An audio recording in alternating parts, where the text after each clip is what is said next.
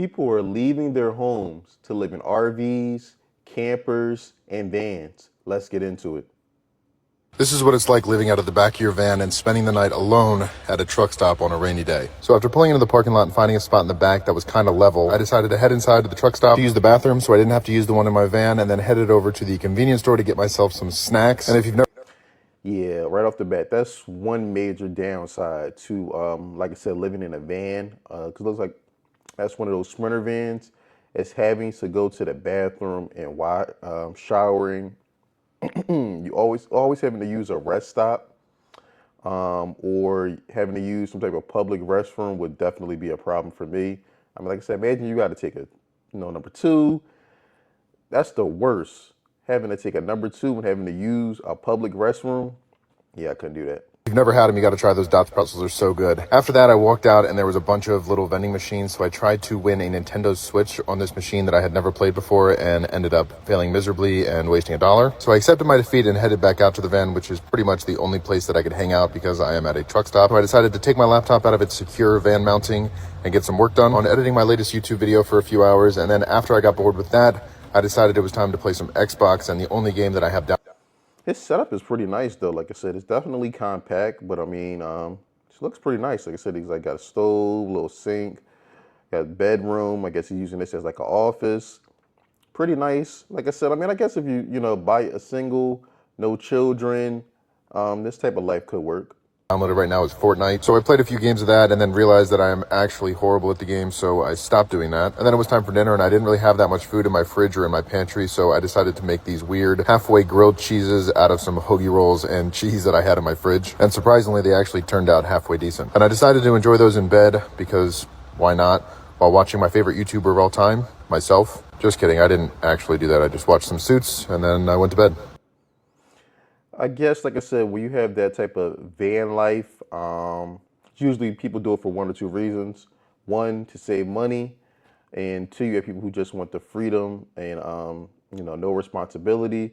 But then again, like I said, to do that, to be able to travel around the world in a van, you probably either already have to have some money or have some type of work from home or be like some type of content creator. Good morning, everyone. It's about 7 a.m. here in North Georgia, and I just want to give you guys a glimpse of my life right now because it kind of feels like a Man, that's a beautiful home. Van. Got a real homey feel to it, too. dream right now. This is my van that I live in. I've got my beautiful dog, and she's napping in her little bedroom, and I'm playing Lost Ark with this beautiful view in the background as we wait. That is beautiful. That's, like I said, that definitely is a plus. Like I said, having definitely a Sprinter van. Because like I said, compared to an RV, which is really huge, a Sprinter van is, pretty mobile. So you can, post up anywhere. Like I said, find beautiful views like this and wake up to that. Wait for the sun to rise. Life is good.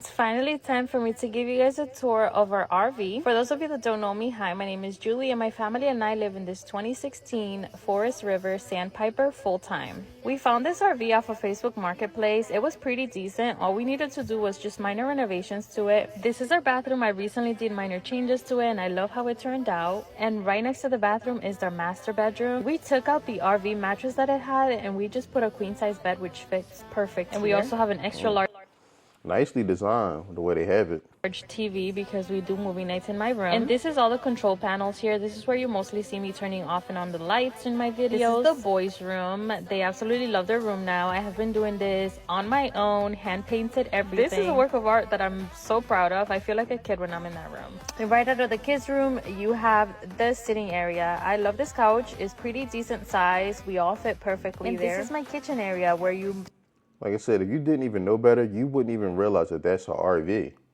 see me make most of my videos. I love my sink covers because I don't do the dishes all day since I don't want to fill my tanks. I have a decent sized stove and we mostly use the air fryer microwave. And as you can see, we also have a full-size residential fridge, which I love. It fits everything perfectly. And right next to the fridge, we have Only thing with her having a family, that would probably be tough with that kitchen. Kitchen's pretty small there as far as preparing meals, but she does have a full-size refrigerator there. our small dining table.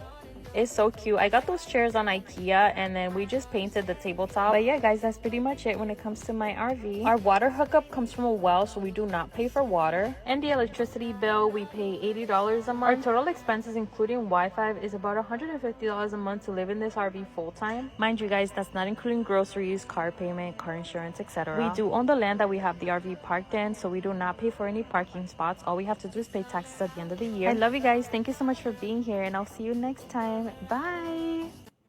I could definitely see this type of living becoming a real viable option for a lot of people in the future. Like I said, you buy a piece of land, cheap, maybe 10, 15 grand. You think about get you a used RV, maybe 20, 25 grand. For 30, for about 40 grand, you got an RV, you own the land, and you're gonna have very minimal monthly expenses.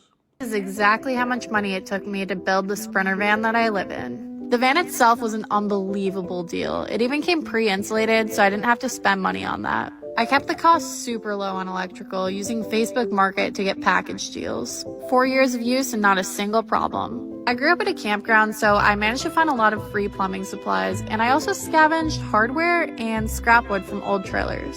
Wood was still the most expensive category though, and I'm including the floors in that. All of these cabinets were built from scratch with pine wood, and same with the ceiling. Fixtures definitely added up quickly, but Facebook Market is a great place to find good deals. I managed to keep other plumbing costs low too because I am a thrifty lady. This van is so homey to me, and it's kind of amazing I was able to do it for only $14,000. Man, that's pretty cheap, $14,000. Like I said, that's including the van as well. I mean, definitely can't beat that. Like I said, you're single, you don't really have no responsibilities. Maybe you have some type of work from home job, or again, like you said, you do some type of content creation. I mean, you could really stack up a lot of money in a short period of time. So, I'm done. I realized today that the temperature went up to 138 degrees in the van whenever it was sitting out in the sun at a friend's place for a couple of hours. So, it was a wake-up call to get everything taken out and just completely start over. It's okay though. I have a bigger vision, I have a bigger dream for what the van is supposed to look like, so I'm going to be stationary for the next month and I'm going to get it all figured out. The only con to me realizing this right now is that it's going to be just a little bit more expensive now than it was before whenever I first initially had built out the van due to our current situation in life, as you guys know. And it was Ohio where I had built it out, so it was even cheaper for supplies back then. And this is me frantically looking for my keys because I'm an idiot and I lost them. But I have a spare key, so it's all good. Anyways, I hope you enjoy starting over with me. That's one thing you definitely don't think about. If you live in an area where it's either really warm or really cold, like I said, if you don't have some type of heating or air hooked up in the van, it's going to be, either really hot or really cold. Just imagine a super hot day. You're in a car with the windows rolled up. It gets hot just like that.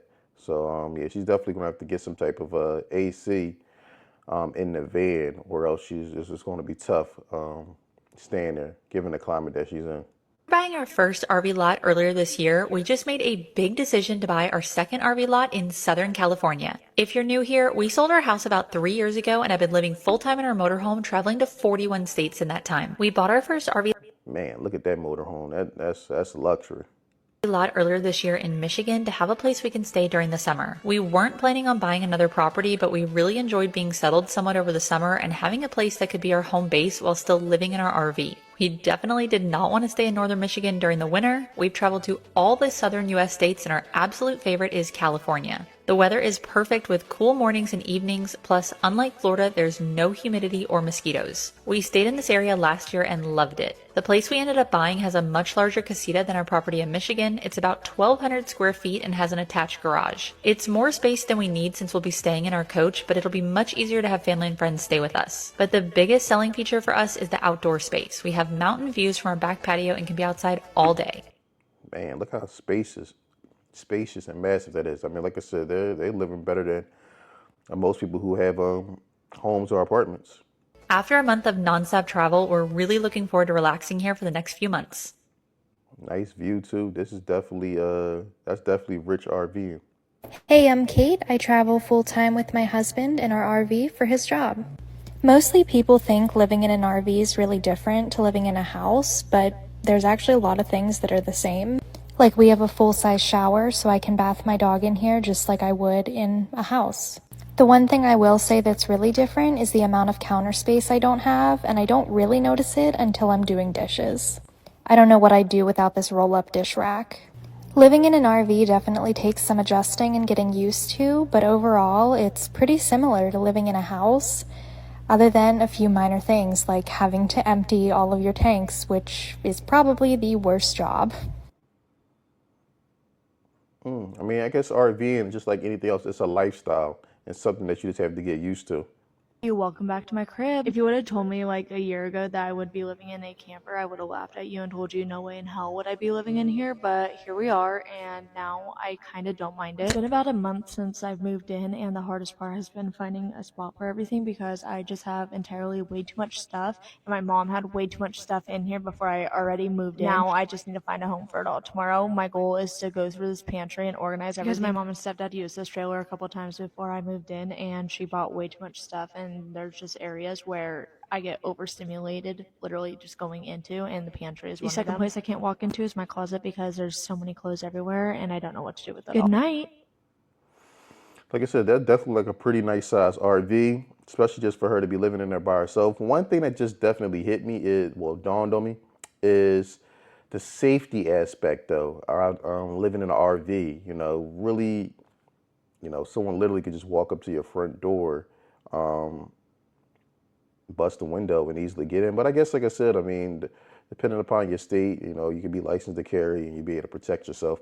But let me know in the comments, would you live in a van or an RV or a camper full time? Would you give up your house to live in an RV, van, or camper? Let me know in the comments below. Don't forget to like, subscribe, and share.